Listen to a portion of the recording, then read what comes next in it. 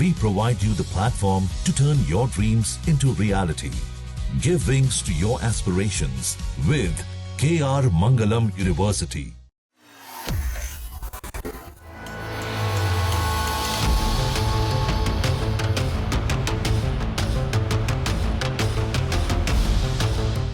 पश्चिम बंगाल एक बार फिर राजनीतिक हिंसा की आग में जलता दिखाई दे रहा है। उत्तर 24 परगना के मध्यग्राम में हुई एक सनसनीखेज वारदात ने पूरे राज्य की राजनीति को हिलाकर रख दिया है। बीजेपी के वरिष्ठ नेता शुवेंदु अधिकारी के करीबी सहयोगी और निजी सहायक चंद्रनाथ रथ की देर रात गोली मारकर हत्या कर दी गई। इस वारदात के बाद बंगाल की राजनीति में आरोप प्रत्यारोप का दौर तेज हो गया है। बताया जा रहा है कि चंद्रनाथ रथ अपनी कार से कहीं जा रहे थे, तभी बदमाशों ने रास्ते में उनकी गाड़ी को निशाना बनाया। हमलावरों ने बेहद करीब से फायरिंग की और मौके से फरार हो गए। गंभीर हालत में उन्हें अस्पताल पहुंचाया गया, लेकिन डॉक्टरों ने उन्हें मृत घोषित कर दिया। घटना के बाद इलाके में भारी तनाव फैल गया। अपने पीए की हत्या की खबर मिलते ही शुवेंदु अधिकारी सीधे अस्पताल पहुंचे। वहां उनके समर्थकों और बीजेपी कार्यकर्ताओं की भारी भीड़ जमा हो गई। माहौल काफी तनावपूर्ण और भावुक दिखाई दिया। शुवेंदु अधिकारी ने इस घटना को सुनियोजित हत्या करार देते हुए कहा कि ये कोई अचानक हुई वारदात नहीं, बल्कि पूरी तैयारी के साथ अंजाम दिया गया हमला था। मीडिया से बातचीत करते हुए शुवेंदु अधिकारी ने कहा कि चंद्रनाथ रथ की हत्या के पीछे गहरी साजिश है। उनका दावा है कि हमलावरों ने कई दिनों तक रेकी की और उसके बाद वारदात को अंजाम दिया। उन्होंने कहा कि पुलिस और डीजीपी ने भी शुरुआती जांच में इसे प्लानिंग के तहत किया गया अपराध माना है। पुलिस का डीजीपी का 2-3 दिन रेकी करके fully pre plan murder police ने इन्वेस्टिगेशन चालू किया। 8 सीनियर पुलिस ऑफिसर लोग आया। हम लोग बहुत पेनफुल हार्ट में ये जो मर्मांतिक हादसा हुआ इसका निंदा करने का कोई भाषा हम लोग का पास नहीं। दिल्ली से हमारी गृहमंत्री से लेकर राष्ट्रीय अध्यक्ष से लेकर संसद जी से लेकर सबने जानकारी लिया है। केंद्रीय मंत्री डॉक्टर सुकांत मजूमदार उन्होंने 4 घंटे तक पूरा जो इंसिडेंट हुआ फैमिली का साथ पुलिस का साथ बात किया है। पार्टी की ओर से ऑनरेबल एमपी पार्टी का जीएस ज्योतिर्मय सिंह महातो जी और कम से कम 20 चुने हुए विधायक सब अपने अपने क्षेत्र छोड़कर ये जो हुआ है इसके लिए परिवार का साथ और हमारी वारकार का साथ रहने के लिए आया है। हम लोग इंतजार करेगा। पुलिस ने कुछ ना कुछ क्लू को मिला है, पुलिस ही कार्रवाई करेगा। डीजीपी देख रहा है। एक हमारी आईपीएस हमारी लीडर भारती गिल जी ने पुलिस का जो इन्वेस्टिगेशन और बीएनएससी क्या हो सकता है वो उसको बारे में जानकारी इकट्ठा करेगा। शुवेंदु अधिकारी ने राज्य सरकार पर भी हमला बोला। उन्होंने कहा कि बंगाल में पिछले कई वर्षों से कानून व्यवस्था लगातार बिगड़ती जा रही है। उनके मुताबिक राज्य में अपराधियों के हौसले इतने बुलंद हो चुके हैं कि अब राजनीतिक लोगों को खुलेआम निशाना बनाया जा रहा है। उन्होंने कहा कि बीजेपी इस हिंसा के खिलाफ सड़कों से लेकर सदन तक आवाज उठाएगी। इस मामले में पश्चिम बंगाल के डीजीपी सिद्धनाथ गुप्ता ने भी बयान जारी किया है। उन्होंने कहा कि पुलिस ने जांच शुरू कर दी है और वारदात में इस्तेमाल की गई एक 4 पहिया गाड़ी को बरामद कर लिया गया है। हालांकि शुरुआती जांच में सामने आया है कि गाड़ी की नंबर प्लेट फर्जी हो सकती है और उसमें छेड़छाड़ की गई थी। डीजीपी के मुताबिक घटनास्थल से कई कारतूस और इस्तेमाल किए गए खोखे बरामद हुए हैं। पुलिस आसपास लगे सीसीटीवी कैमरों की फुटेज भी खंगाल रही है। इसके अलावा चश्मदीदों से पूछताछ की जा रही है ताकि हमलावरों की पहचान की जा सके।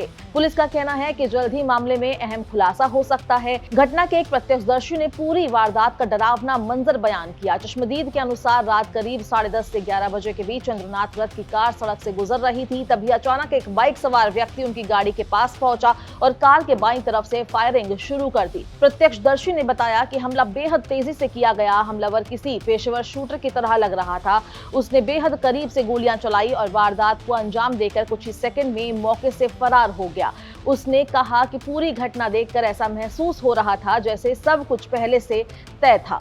मैं गाड़ी, उनका जो गाड़ी है ना, उनका गाड़ी मेरे को क्रॉस करके आगे, मतलब मेरा ड्राइविंग स्पीड वही 40-50 का होगा, ठीक है। उनका मेरे ख्याल से 60 के आसपास होगा, मेरे को क्रॉस करने में जितना स्पीड लगा उनको, तो वो उसी स्पीड में जब आगे आए ना, जो यहाँ मेरा पीछे था, मतलब मेरे को क्रॉस कर लिया था वो गाड़ी। मैं अपने नॉर्मल उसमें ड्राइविंग जो स्पीड होता है 50-60 की स्पीड में आ रहा था, 40-50 का स्पीड होगा, उनका 60 होगा, ठीक है। तो उन्होंने मेरे को क्रॉस किया है, नहीं, जो चंद्रदा का जो गाड़ी था वो मेरे को क्रॉस किया है।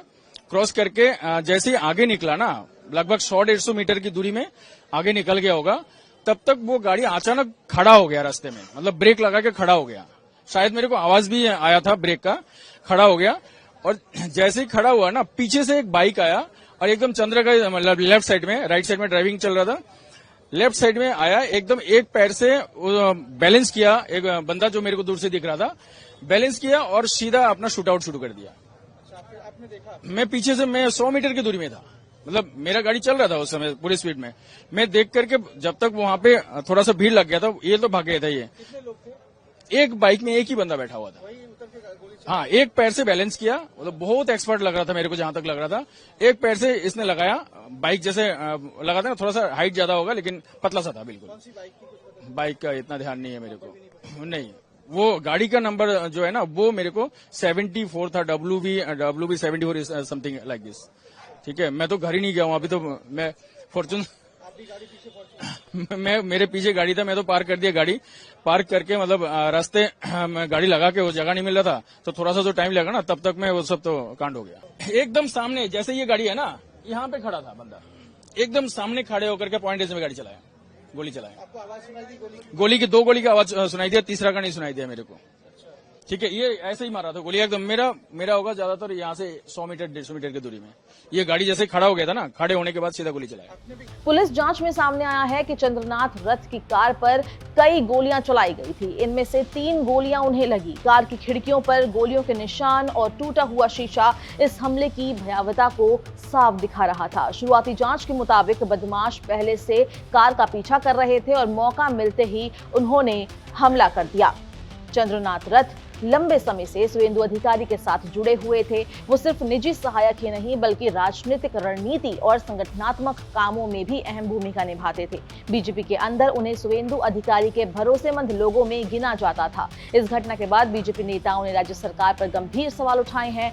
बंगाल बीजेपी अध्यक्ष शमिक भट्टाचार्य ने कहा कि राज्य में राजनीतिक हिंसा अब खतरनाक स्तर तक पहुंच चुकी है। उन्होंने कहा कि लोकतंत्र में इस तरह की हत्याएं बेहद चिंताजनक है और दोषियों को जल्द सजा मिलनी चाहिए। वहीं सुवेंदु अधिकारी के भाई और पूर्व सांसद दिव्येंदु अधिकारी ने मामले की सीबीआई जांच की मांग उठाई है। उनका कहना है कि राज्य पुलिस पर भरोसा करना मुश्किल है, इसलिए निष्पक्ष जांच के लिए केंद्रीय एजेंसी को जिम्मेदारी सौंपी जानी चाहिए।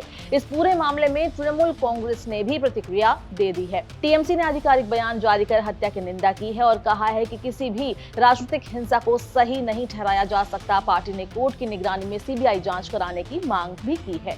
टीएमसी का कहना है कि चुनाव नतीजों के बाद राज्य में हिंसा की कई घटनाएं सामने आई। पार्टी ने दावा किया कि हाल के दिनों में उनके 3 कार्यकर्ताओं की भी जान चली गई है। ऐसे में सभी मामलों की निष्पक्ष जांच जरूरी है ताकि सच सामने आ सके। फिलहाल पूरे बंगाल की नजर इस हाई प्रोफाइल मर्डर केस की जांच पर टिकी हुई है। पुलिस लगातार सबूत जुटाने में लगी है और हमलावरों की तलाश जारी है। लेकिन इस घटना ने एक बार फिर बंगाल में कानून व्यवस्था और राजनीतिक हिंसा को लेकर बड़े सवाल खड़े कर दिए हैं।